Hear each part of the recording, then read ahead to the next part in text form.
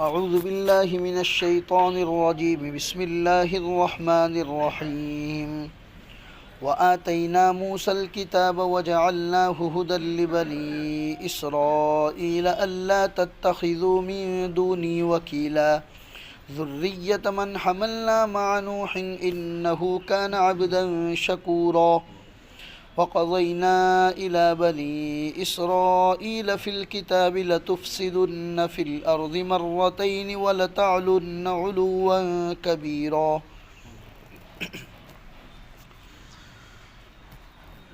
میرے محترم دینی بھائیو، قرآن کریم کے 15ویں پارے کی یہ سورہ بنی اسرائیل ہے۔ پچھلے کئی ہفتوں سے ہم واقعہ معراج، فلسطین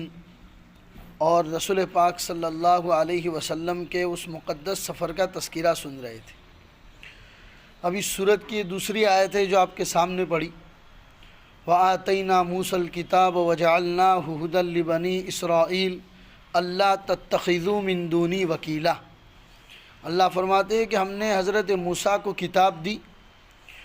اور اسے بنی اسرائیل کے لیے ہدایت بنا دیا کہ تم میرے سوا کسی اور کو اپنا کارساز نہ سمجھو۔ ذریۃ من حملنا مع نوح،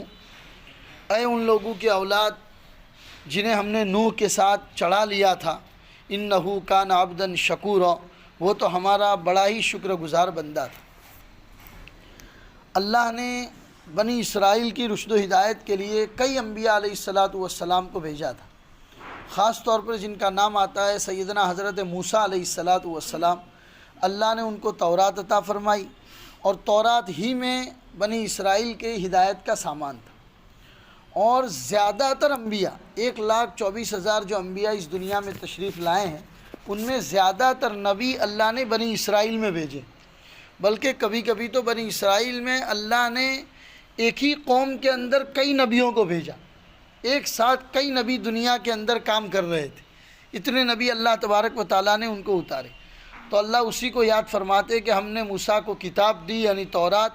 اور اسی کتاب کو بنی اسرائیل کے لیے ہم نے ہدایت کا سامان بنایا۔ پھر ان کو یاد دلاتے ہیں کہ تمہارے پہلے آباء و اجداد حضرت نوح علیہ السلام تھے، ان کی قوم نے ان کی نافرمانی کی، تو اللہ فرماتے ہم نے سب کو ڈبو دیا، جو ان کے ماننے والے تھے ان کو کشتی میں سوار کر دیا، اور ان کے علاوہ سب کو ہم نے پوری دنیا میں ختم کر دیا۔ تم لوگ انہی کے اولاد ہو، وہ 80، 82، 83 لوگ جو کشتی میں سوار ہوئے تھے، انہی کے بچے ہوئے لوگوں کی تم اولاد ہو۔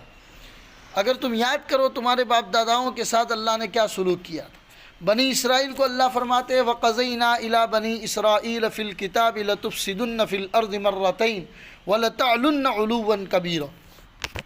اللہ فرماتے ہیں کہ ہم نے بنی اسرائیلیوں کے لیے ان کی کتاب میں صاف صاف فیصلہ کر دیا تھا کہ تم زمین میں 2 مرتبہ فساد برپا کرو گے اور تم بڑی زبردست زیادتیاں کرنے لگو گے۔ حالانکہ تاریخ میں گواہ ہے اس بات کی کہ بنی اسرائیل نے کئی موقعوں پر اپنے نبیوں کے ساتھ بدسلوکیاں کی ہیں، توریت کو نہیں مانا، اس کے علاوہ کئی نبیوں کو انہوں نے قتل بھی کیا ہے، توریت کے حافظوں کو انہوں نے قتل کیا ہے۔ اللہ تبارک و تعالیٰ نے یہاں ان کے 2 فسادات کا تذکرہ کیا۔ اللہ فرماتے ہیں کہ تم 2 مرتبہ زمین میں فساد مچاؤ گے، اور جب تم فساد مچاؤ گے تم سے بھی بڑا ظالم بادشاہ میں تمہارے اوپر مسلط کروں گا، جو تمہارے علاقے کی اینٹ سے اینٹ بجا دے گا، تمہارے علاقے میں آ کر قتل و غارت گیری کرے گا۔ پھر تم سدھر جاؤ گے تو میں تمہیں برکت دوں گا، تمہارے مال میں بھی، تمہاری اولاد میں بھی تمہیں برکت دوں گا۔ پھر دوبارہ تم بگڑ جاؤ گے تو میں کسی اور ظالم بادشاہ کو تمہارے اوپر مسلط کروں گا۔ چنانچہ یہاں پر انہی لوگوں کا اللہ تبارک و تعالیٰ نے تذکرہ کیا۔ اس سے پہلے ان کو حضرت نوح علیہ السلام کے بارے میں یاد دلایا کہ دیکھو نوح کی قوم کے ساتھ ہم نے کیا کیا تھا، ارے تم کس کی اولاد ہو؟ تو فرمایا انہ کان عبدا شکورا، نوح علیہ السلام کی اولاد میں سے آ رہے ہو، نوح ہمارے شکر گزار بندوں میں شامل تھے۔ اس لیے بخاری شریف کی ایک لمبی روایت ہے جو ہم لوگوں نے سن رکھی ہے کہ محشر کے میدان کے اندر سب تمام لوگ، حساب کتاب جب شروع نہیں ہوا ہوگا تو باری باری سب نبیوں کے پاس جائیں گے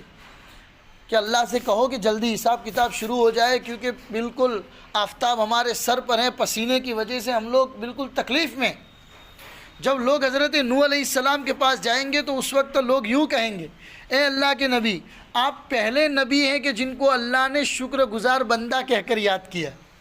لہٰذا آپ ہی ہماری سفارش کر دیجئے۔ نبی پاک صلی اللہ علیہ وسلم نے فرمایا، روایتوں میں آتا ہے کہ جب کوئی بندہ کوئی نوالا کھاتا ہے اور اس کے اوپر اللہ کا شکریہ ادا کرتا ہے، کوئی گھونٹ پانی پیتا ہے اور اس کے اوپر اللہ کا شکریہ ادا کرتا ہے، تو اللہ کو بڑا اچھا لگتا ہے۔ اسی لیے آپ دیکھیے قرآن میں کئی جگہوں پر اللہ تبارک و تعالیٰ نے اپنے بندوں سے یہ شکایت کی ہے، وَقَلِيلٌ مِّنْ عِبَادِيَ الشَّكُورُ، اے میرے بندو تم بہت کم شکر کرتے ہو، تمہیں شکر کرنا چاہیے، میرے بندو تم بہت کم شکر کرتے ہو۔ تو قرآن کریم کی اس آیت سے اور حدیث کی روشنی سے ہمیں یہ جاننے اور سمجھنے کو ملا میرے بھائیوں کہ اللہ کی جو بھی ہم نعمتیں استعمال کرتے ہیں، ویسے ہم نعمتوں کا حق تو کبھی بھی ادا نہیں کر سکتے، ایک کیا ہمیں 50 زندگیاں بھی مل جائے تب بھی ادا نہیں کر سکتے، لیکن ہماری طاقت اور استطاعت کو کوشش کے مطابق کھانے کے بعد، پینے کے بعد یا اللہ کی کوئی بھی نعمت استعمال کریں تو کم از کم زبان سے یہ کہنے کی عادت ہونی چاہیے کہ اللہ تیرا شکر ہے۔ دنیا میں کتنے لوگ ہیں جن کو ہماری جیسی سہولیات میسر نہیں ہیں اور آپ نے ہم کو عطا فرمائی، اور اللہ کا وعدہ ہے، بندو اگر تم میرا شکر زیادہ کرو گے میں تمہاری نعمتوں میں اضافہ کروں گا،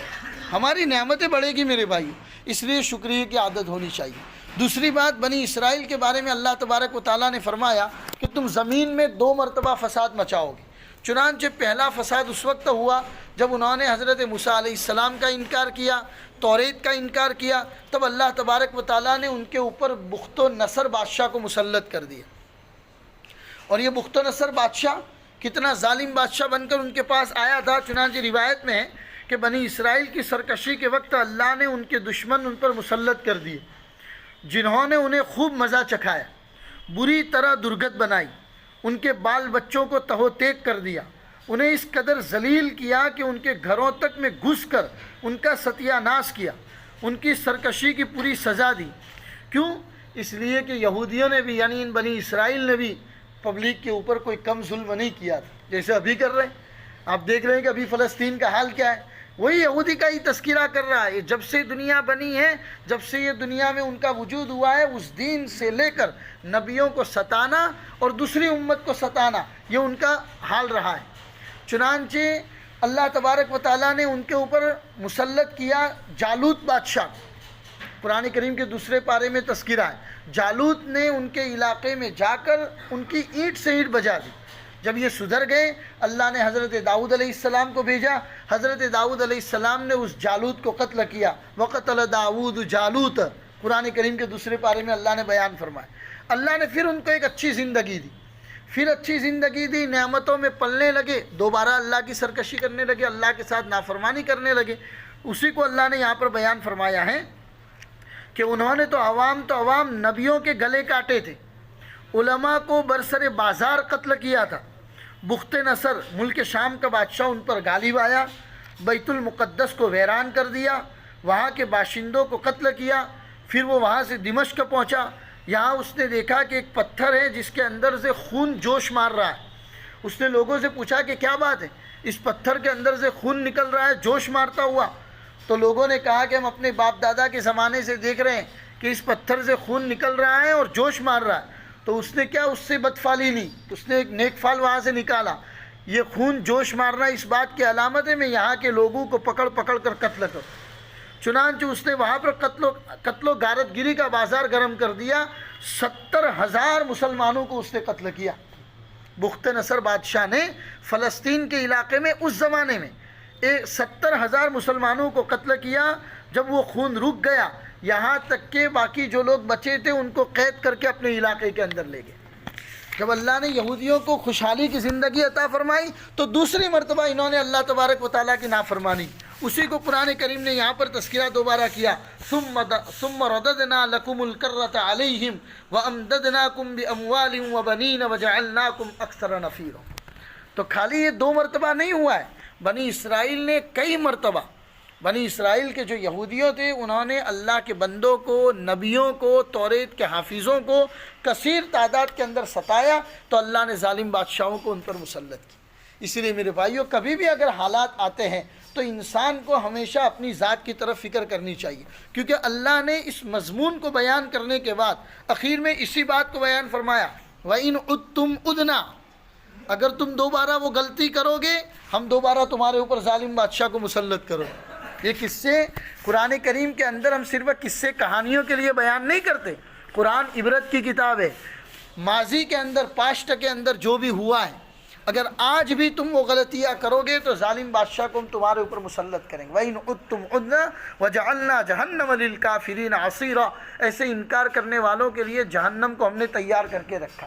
پھر بندوں کو نصیحت کی، ان احسنتم احسنتم لانفسکم، اگر تم بھلائی کرو گے اپنے لیے بھلائی کرو گے، وَإِنْ أَسَأْتُمْ فَلَهَا، برائی بھی کرو گے تو اپنے لیے برائی کرو گے، فَإِذَا جَاءَ وَعْدُ الْآخِرَةِ، جب اللہ کا وعدہ آئے گا تو اللہ تعالیٰ تمہارے چہروں کو بدل دے گا،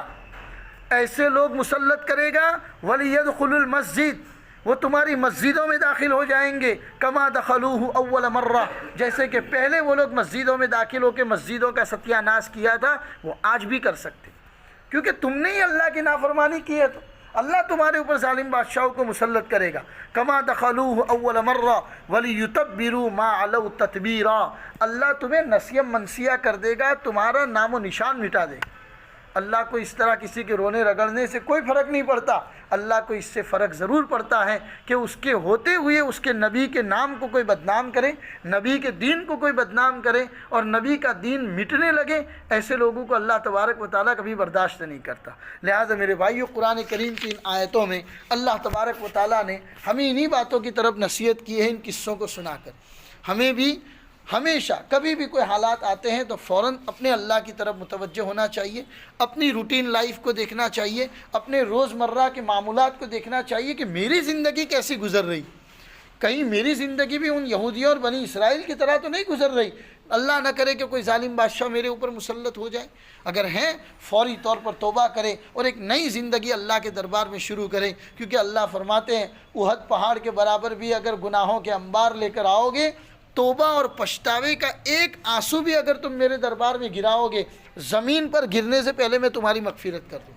اتنا بڑا مغفرت کا اعلان ہے، لہذا دعا کرے اللہ تبارک و تعالی ہمیں صحیح سمجھ عطا فرمائے، دین محمدی کے اوپر محمد رسول اللہ کے لائے ہوئے دین کے مطابق زندگی گزارنے کی توفیق عطا فرمائے۔ وصلی اللہ علی النبی الکریم وعلی آلہ واصحابہ اجمعین برحمتک یا